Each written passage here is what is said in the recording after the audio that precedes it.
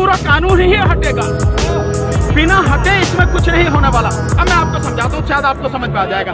केवल एक सेक्शन बताता हूँ तो उससे आपको पूरी चीज समझ में आ जाएगी। जो कॉन्ट्रैक्ट फार्मिंग है, उस कॉन्ट्रैक्ट फार्मिंग की धारा 3, उसमें जो है जो एग्रीमेंट होगा किसान के और व्यापारी के बीच में, मैं उनसे बताता हूँ, आप समझ जाएंगे सारे, उसके बाद कुछ बताने की जरूरत नहीं पड़ेगी।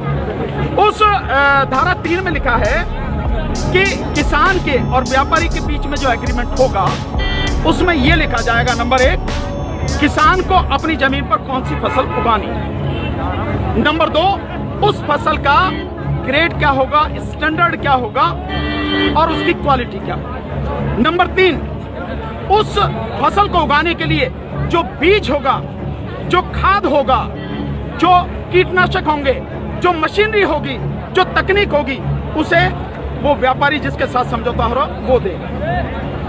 इसके बाद उसी एग्रीमेंट में लिखा जाएगा इसकी कीमत क्या होगी। जो फसल उगाएगा, जब फसल पक के तैयार हो जाएगी तो किस कीमत पर व्यापारी खरीदेगा, ये भी लिखा जाएगा। साथ में ये भी लिखा जाएगा कि इस फसल की कितनी बार चेकिंग होगी, तो बोते समय, फसल जब बढ़ रही होगी उस समय, और जब फसल कट के व्यापारी खरीदेगा उस समय 3 समय उसकी चेकिंग होगी।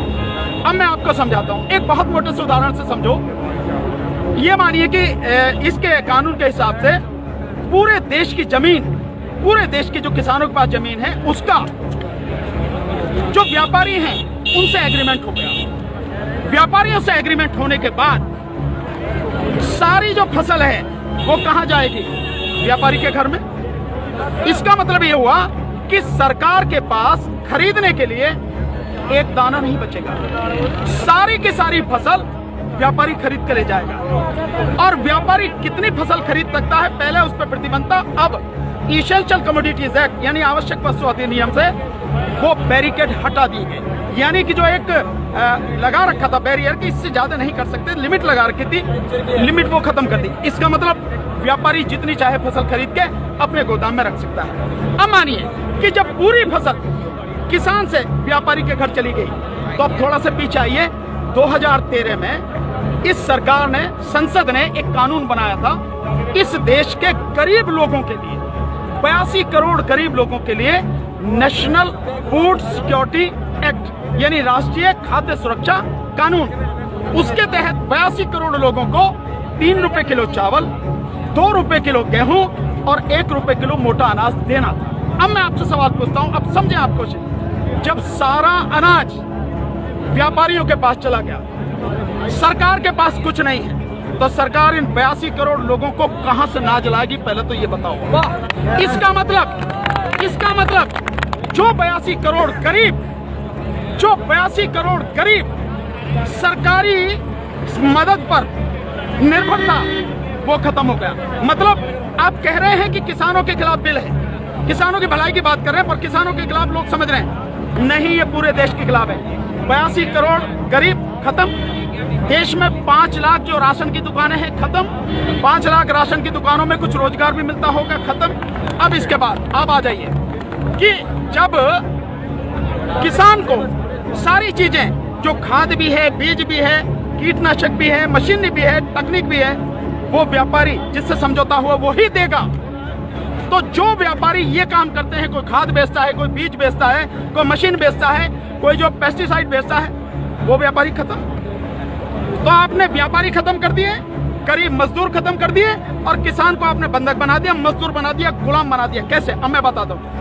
जब किसान की जमीन पर एग्रीमेंट हो गया, तो किसान चाहकर भी अपनी जमीन से एक भुट्टा, माना मक्का बोई हुई है, मक्का से एक भुट्टा तोड़ के नहीं खा सकता। आज की तारीख में तो जाओ, मक्का से एक नहीं 10, 20, 50 जितने भुट्टे तोड़ के खाने खाओ, खूब सेक के, है नहीं है, रिश्तेदारों को भी ले जाओ। साथ में गन्ना अगर बो रखा है, एक गन्ना नहीं खा सकता। क्यों? क्योंकि व्यापारी से समझौता है। अगर एक गन्ना टूट लिया तो फिर उसके बाद में व्यापारी लड़ते रहो, आप एसडीएम के यहाँ, एडीएम के यहाँ, हो गया ना।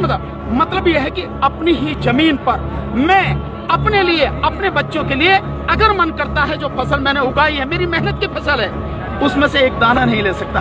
ऐसे कानून का क्या करूंगा मैं? और इस कानून ने व्यापारी खत्म कर दिया, इस कानून ने मजदूर खत्म कर दिया, और साथ में जो किसान है, किसान को इतनी भी मोहलत नहीं दी गई आज की तारीख में तो किसान किसी भी जगह से दूर से जाके यहाँ से ठीक नहीं मिला तो वहां से ले ले, वहां नहीं मिला तो वहां से ले ले, यहाँ से कम में मिला तो यहाँ से ले ले। खाद है, बीज अपनी मर्जी से ले सकता, इसके बाद नहीं, इसके बाद तो व्यापारी ही देगा। इसका मतलब यह हुआ कि चंद व्यापारियों के हाथ में पूरा देश जाने वाला है। और जब व्यापारी के साथ में समझौता हो गया तो कोई बैंक भी किसान को लोन नहीं देगा, कोई भी बैंक। इसका मतलब यह हुआ, इसका मतलब ये हुआ कि अगर उसे पैसा चाहिए किससे लेगा? एक ही रास्ता बचा, उस व्यापारी से।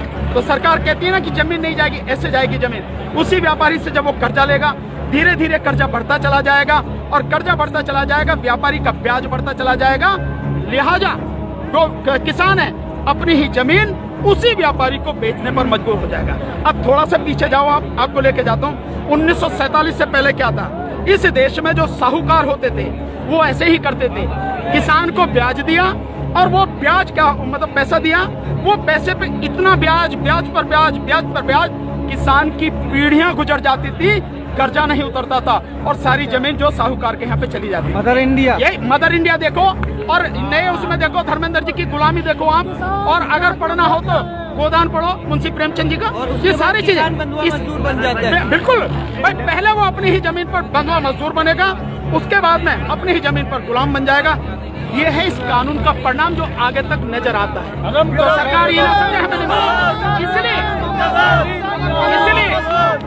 इसलिए ये कानून पूरे देश को तबाह करने वाला। अब एक चीज और रहेगी, उसे भी बता दो। जो मध्यम वर्ग के लोग जो आज रोटी खा रहे हैं, जब व्यापारी सारा अनाज अपने गोदामों में बंद कर लेगा तो वो जो आज उसने लिया जिस दाम पे, उससे 6 गुना, 7 गुना, 8 गुना दाम पर बेचेगा। तो जो मध्यम वर्ग के लोग जो घरों में बैठे हैं, अगर उनको बाहर आना चाहिए इस आंदोलन में, उनको आज जो अनाज, ये आटा 20 रुपए से 25 रुपए, 30 रुपए किलो मिल रहा है, वही इस कानून के लागू होने के बाद वो आटा, वो अनाज उन्हें 5 से 6 गुना दाम पर मिलेगा। 100 रुपए, 125 रुपए, 150 रुपए किलो मिलेगा। तो असर किस पे पड़ेगा? एक भी व्यक्ति बचेगा नहीं जिस पर इस कानून का असर न पड़े। इसीलिए मैं कहता हूं कि ये किसानों के विरोध में नहीं है, देश को तबाह और बर्बाद